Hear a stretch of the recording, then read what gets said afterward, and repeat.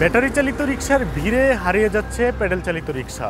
রিকশার রাজধানী খ্যাত এই ঢাকায় দিন দিন কমে যাচ্ছে এই জনপ্রিয় বাহনটি। হ্যাঁ, আগে চাহিদা ছিল, আগে মুড়ে মুড়ে দাঁড়াইলে আমরা খেপ পাইছি, এখন এটার চাহিদা নাই। এখানে যাত্রী আসলে দেখা গেছে কি যাত্রী উঠে নাই। আমরা তো কামাই নাই, আমরা যেখানে 500-700 টাকা মারতাম এখানে 300 টাকাই মারা কষ্ট হয়ে যায়।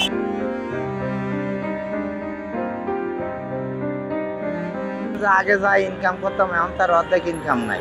এই যে অটো গাড়ির জন্য আমাদের ইনকাম খুবই কম। দিন গেছে 50 টাকা 100 টাকা কামাই করছি, তখন যা খাইছি এখন 800-1000 টাকা কামাই করে খাই না। ইতিহাস হারাবে না, 2-4 জন চালাবে না। যে ঘোড়ার গাড়ি যে আছে গুলিস্তান, এটা তো আর উঠাই যায় নাই, চলতাই আছে। এটাও চলবো, ওটাও চলবো।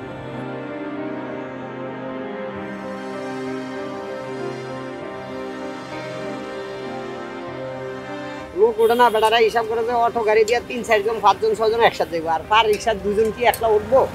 উঠে বেটা যায় ধীরে ধীরে ধীরে ধীরে।